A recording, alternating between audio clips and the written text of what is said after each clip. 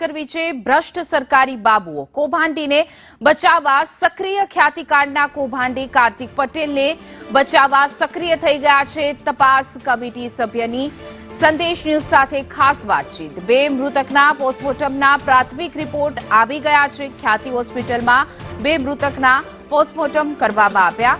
તપાસ કમિટીની સભ્ય પ્રકાશ મહેતાનો ચોંકાવનારો ખુલાસો। ખ્યાતિકાંડમાં કોણ બચાવી રહ્યું છે આરોપીઓને? प्राथमिक रिपोर्ट आव्यो तो शा माटे नथी कर्या जाहिर? एक महीनो थवा आव्यो परंतु क्या रही ढीलाश? कमिटीए तपास रिपोर्ट पण आरोग्य टीमने सोंपी दीधो छे परंतु ए रिपोर्ट क्या छे? भ्रष्ट सरकारी बाबुओ कौभांडी कार्तिक पटेलने बचाववा सक्रिय थई गया छे। ख्याति होस्पिटल कांडना तपास कमिटी सभ्यनी संदेश न्यूज साथे खास बातचीत। संदेश न्यूजनी खास बातचीतमां तपास कमिटीना सभ्यए कर्यो खुलासो के बे मृतकोना पोस्टमोर्टमना प्राथमिक रिपोर्ट आवी गया छे। तपास कमिटी सभ्य ख्याति होस्पिટલમાં ગત નવેમ્બર 11 થયેલા બે મૃતકોના પોસ્ટમોર્ટમ રિપોર્ટ આવ્યાનો ખુલાસો કર્યો છે પરંતુ એ રિપોર્ટ ક્યાં છે એ સૌથી મોટો સવાલ।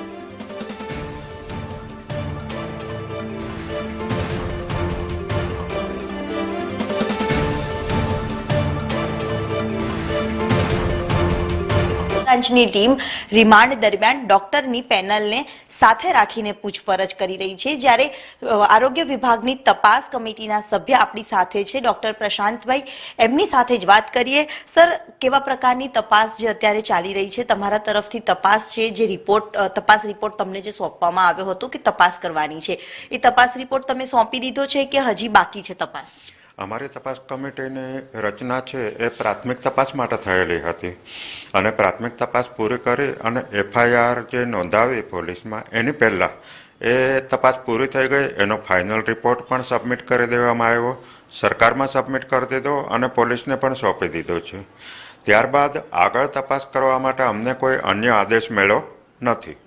सर, एक सवाल ए थाय के एक महीनो थवा आव्यो छे, हवे आ जे पेनलनो जे रिपोर्ट छे ए अंदाजित केटला समय सुधीमां आवी जाय एवी शक्यताओ लागी रही छे?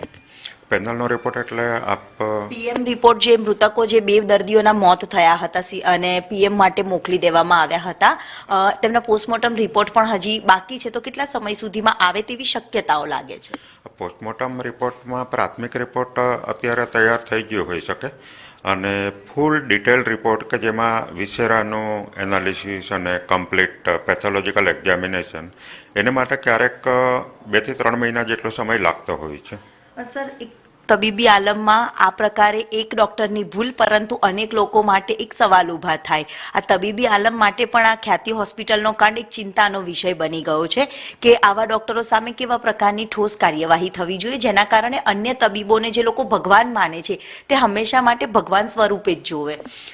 આ પ્રકારની જે ઘટના બની ત્યાર પછી મેડિકલ કાઉન્સિલ ઓફ ગુજરાત એમણે પણ એક્શન લઈ અને અમારી પૂછપરછ કરી અને એમણે પણ નિર્ણય લીધો છે અને ડૉક્ટરનો પ્રેક્ટિસ માટેનું લાયસન્સ છે એ 3 વર્ષ માટે સસ્પેન્ડ કરવામાં આવ્યું છે।